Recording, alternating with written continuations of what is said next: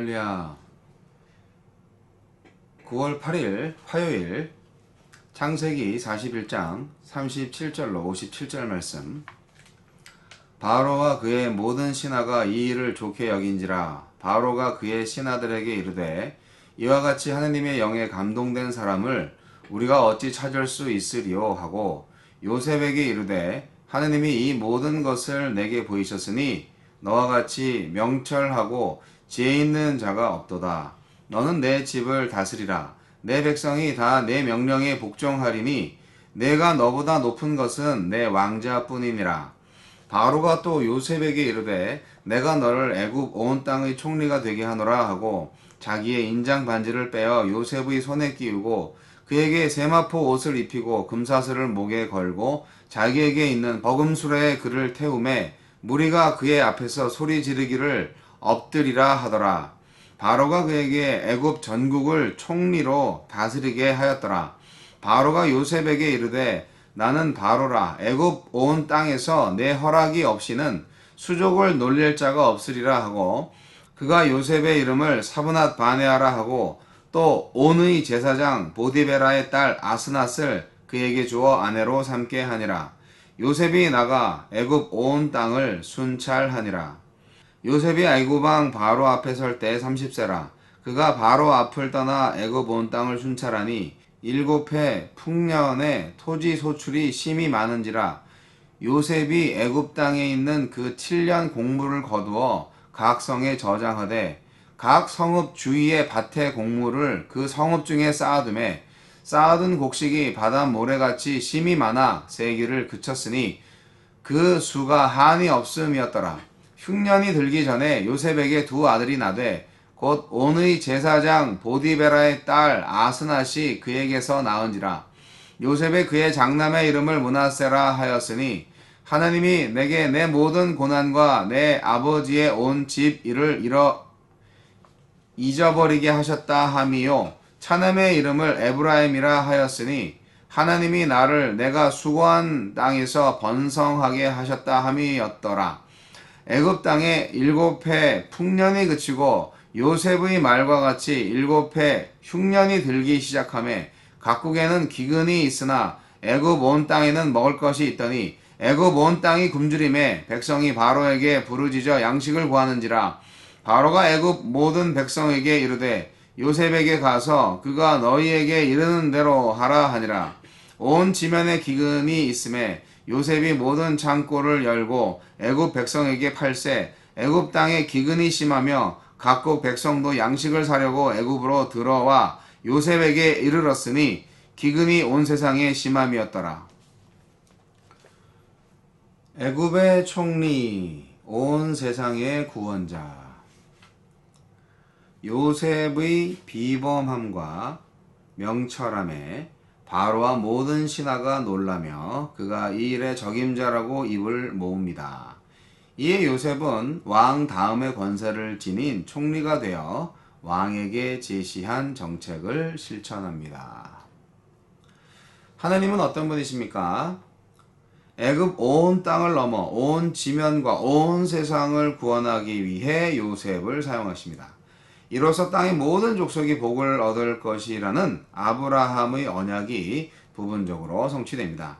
하나님의 영으로 감동된 명철하고 지혜로운 자 요셉은 이사야가 예언한 지혜와 총명의 영이 강림한 메시아를 연상케 합니다. 지금도 하나님은 예수 그리스도를 통해 또 그의 백성인 그리스도인들을 통해 온 세상에 생명의 복을 베푸십니다. 우리에게 주시는 교훈은 무엇입니까? 바로와 그의 신하들은 요셉의 해몽뿐 아니라 구체적인 정책에 담긴 지혜를 좋게 여기며 그가 하나님의 영에 감동된 사람이요 명철하고 지혜 있는 자라고 감탄합니다. 그의 신령한 해석과 지략에서 신적인 지혜와 영감을 느낀 것입니다. 이처럼 그 안에 하나님의 영이 있는 사람은 교회 밖의 세상까지 감동시킵니다. 높은 자리나 명성이 하나님을 영화롭게 하는 것이 아니라 주의 영에 감동된 자가 그를 통해 일하시는 하나님을 드러내는 것입니다. 요셉은 애굽 사람과 결혼하여 신분상 완전히 애굽 사람이 되었습니다. 그러나 결코 하나님의 백성이라는 정체성이 흔들리지 않습니다.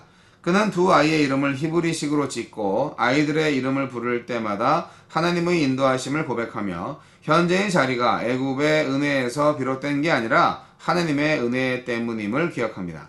내가 세상에 속하지 않고 하나님께 속한 백성임을 알려주는 것은 무엇입니까? 요셉은 총리가 되자마자 흉년에 대비하기 위해 온 땅을 순찰합니다.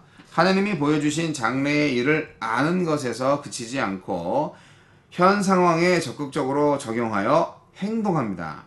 풍년일 때 흉년을 대비하는 것은 지극히 당연한 일인 듯 하지만 눈앞의 현실을 급급하게 쫓는 우리에게 그리 쉬운 일이 아닐 때가 많습니다. 미래에 있다은 현재를 살아가는 지혜가 마지막 때를 살아가는 우리에게 필요합니다. 오늘 내가 다음 세대를 위해 교회와 가정에서 준비해야 할 것은 무엇인가요? 제 안에 하나님의 영이 있는 복된 사람이 되게 하소서. 아멘.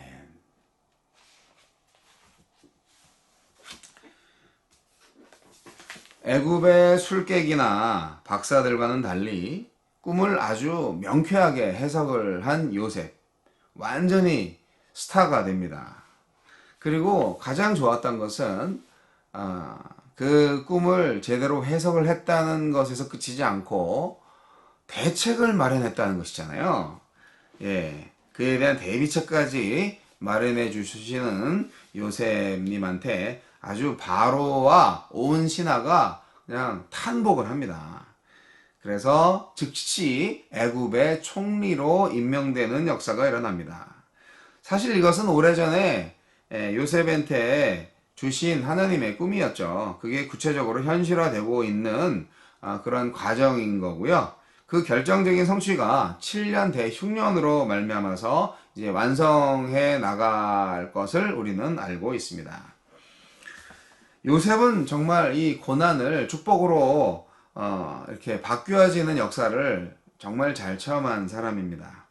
요셉의 인생을 통해서 고난 뒤의 영광이라는 진리를 우리는 발견할 수 있습니다. 하나님의 사람은 결국 고난을 받아도 고난 뒤에 영광이 주어진다는 말씀이시죠. 네. 이렇게 하나님은 요셉의 고난을 축복으로 보응하신 것처럼 우리들에게도 똑같은 은혜가 있을 줄로 믿습니다. 삶이라는 게요. 예수님도 그랬지만 궁극적으로 십자가 고난을 받은 후에는 부활, 승천하여서 하늘에 또 땅의 모든 권세를 가지게 된다는 것을 우리는 알아야 됩니다. 누가요? 예수 그리스도께서 말입니다. 요셉이 바로 이 예수 그리스도를 예표합니다. 요셉은 신약에 나타난 그리스도의 영광된 모습을 대변하기 때문에 이 요셉의 생애는 그리스도의 생애와 참 많이 비슷하다 느낄 수 있습니다. 애굽의 총리가 된 요셉이 뭘 했을까요? 예, 두루두루 시찰을 시작을 했습니다.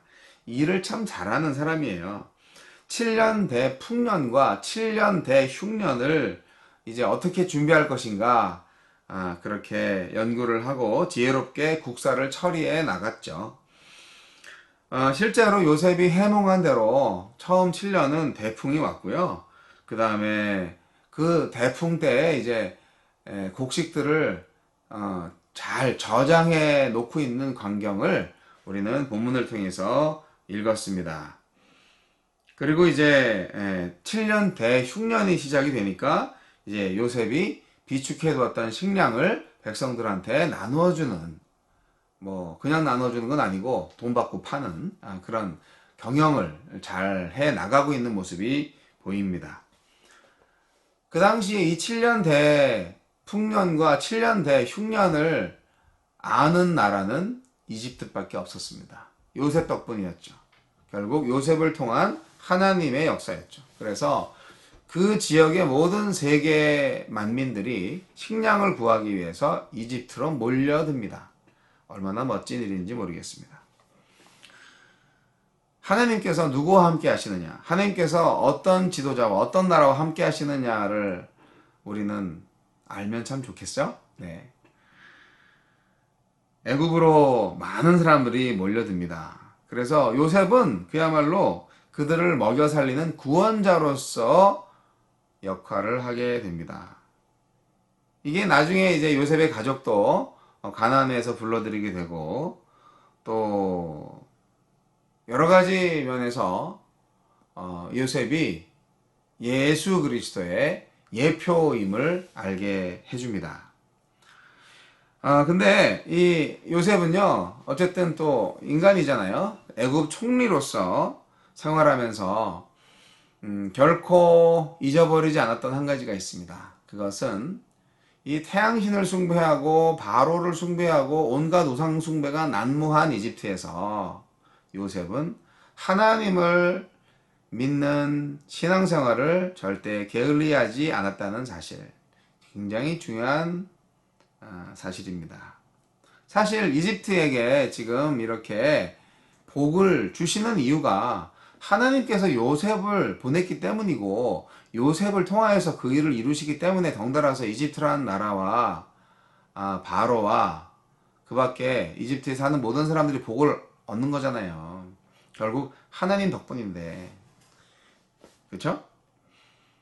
반쯤은 알고 있었던 것 같아요. 바로와 신하들 요셉을 뭐라고 평가했나요?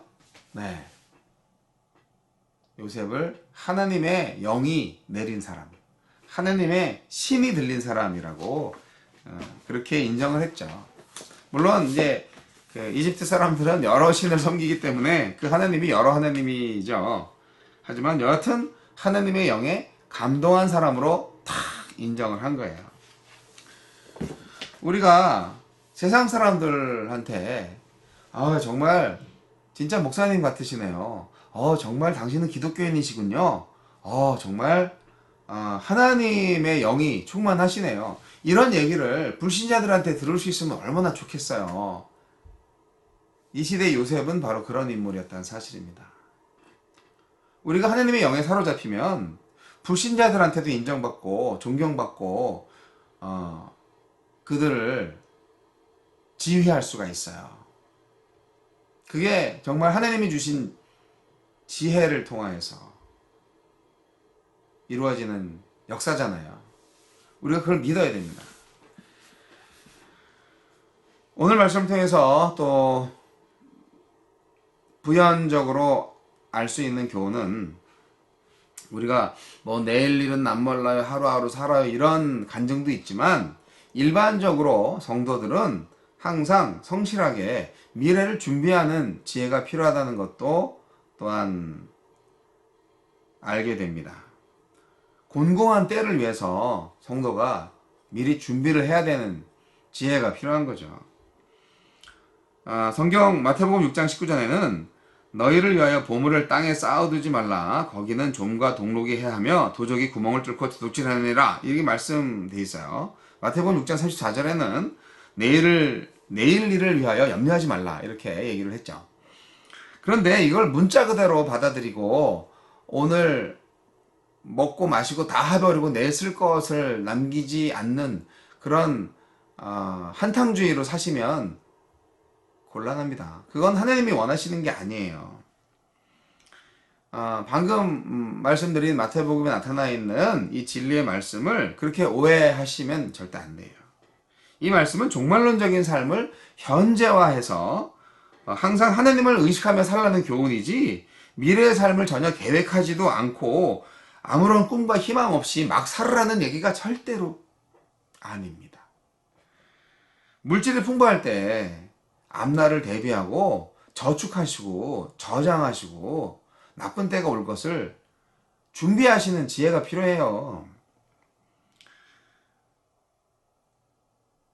내일의 음식을 위해 오늘 수고해야 하는 가정생활처럼 거대한 국가 경제도 호시절에 조금씩 비축을 해 두어서 내일을 대비하는 것이 현명한 처사인데, 사실 고대 이집트에서는 그런 거를 전혀 생각을 못했답니다.